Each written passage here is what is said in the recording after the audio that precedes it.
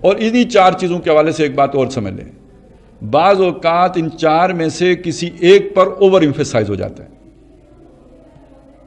نہیں، توازن چاہیے، یہ آپس میں لازم و ملزوم ہے، ان کو بالکل ہم پلہ لے کے چلیں، برابر لے کے چلیں، متوازن لے کے چلیں، تب تو صحت مند روش ہے.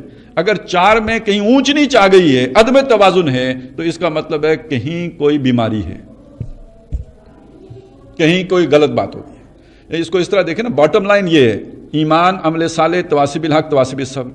اب ایمان کا بھی تو درجہ ہے نا. ایمان ایک لیول وہ ہے اقرار باللسان کا، اور ایمان کا ایک لیول وہ ہے کانہ یراک، جیسے کہ تم اللہ کو دیکھ رہے ہو، وہ اللہ کو دیکھ رہا ہے، اس طرح عمل کر رہے ہیں. ان تعبد اللہ کانک تراہ فإن لم یکن تراہ فإنہ یراک. یہ بھی درجہ تو ایمان ہی کا ہے نا.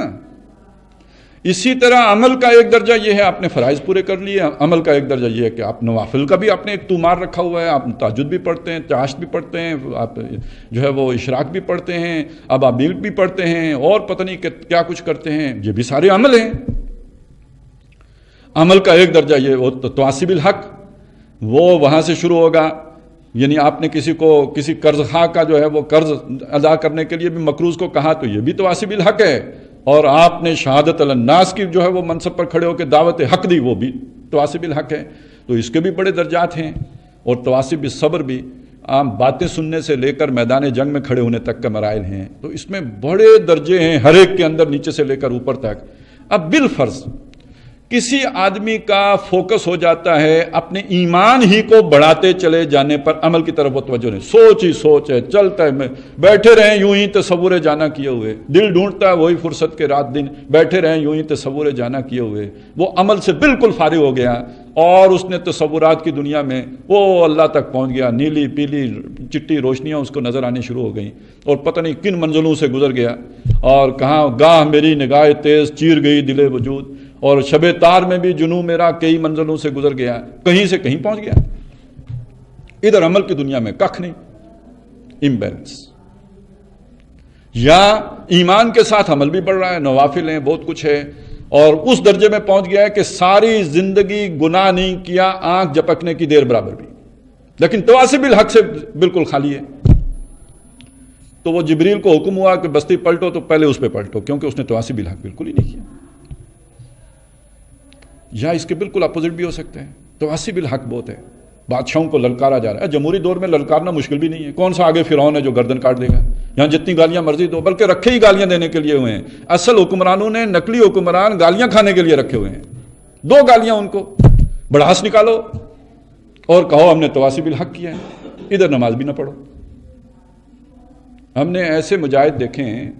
میں بہت چھوٹا تھا، وہ بیٹھے ہوئے، بھٹو صاحب کا دور تھا اس وقت، یہ والا جہاد نہیں شروع ہوا تھا افغانستان اور فلانا فلانا، یہ اور جہاد کی بات کر رہا ہوں. اب ان تحریک نظام میں مصطفیٰ بھی نہیں تھی، اس سے بھی پہلے کی بات ہے. بیٹھے ہوئے تھے بندے ایک کلینک پہ بیٹھے ہوئے تھے، ڈاکٹر صاحب بھی تھے ان کے ساتھ، اور بھی دانشور بیٹھے ہوئے تھے، اور ٹیبل پہ مکے مار مار کے کہتے تھے یہ بھٹو اسلام کیوں نہیں نافذ کرتا، اور پی چرس رہے تھے. تو تواصی بالحق کی ایک سطح یہ بھی ہو سکتی ہے.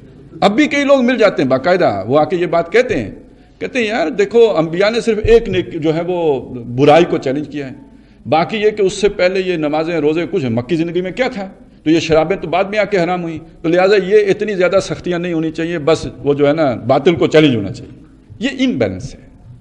ایک امبیلنس وہ ہے کہ آپ ایمانی پہ لگ گئے، اسی کی گٹھ پکڑ کے بیٹھ گئے اور تواصی بالحق کا خیال ہی نہیں کیا. دوسرا یہ ہے کہ ادھر تو بہت آپ مجاہد اول بن گئے، بلکہ آخر بھی بن گئے، لیکن ادھر ابھی نماز دعائے قنوت بھی نہیں آتی ہے. اس میں ایک بیلنس چاہیے، توازن چاہیے. اور یہ اگر امبیلنس ہوتا ہے تو پیتھالوجی ہے، بیماری ہے، کہیں کوئی مسئلہ ہے، اور یہ مسئلہ کل جا کے کوئی خرابی پیدا کرے. تو یہ بہت ہی پیاری صورت ہے، یہ بہت ہی عمدہ، بلکہ یوں سمجھے پورا دین اس میں اللہ تعالیٰ نے ہمارے سامنے بیان کر دیا ہے. اس پر غور کریں، اس کو اپنی حرز جاں بنائیں. ہمارے ساری الجھنوں کا حل اس ایک سورہ مبارکہ میں آ گیا ہے. اللہ تعالیٰ ہمیں ان مضامین کو اپنے ذہنوں میں جو ہے وہ مستحضر رکھنے کی توفیق عطا فرمائے، اور اس کے مطابق اپنے عمل کو ڈھالنے کی اور اپنی زندگیوں کو استوار کرنے کی توفیق عطا فرمائے. بارک اللہ لی و لکم فی القرآن العظیم و نفعنی و ایاکم بالآیات.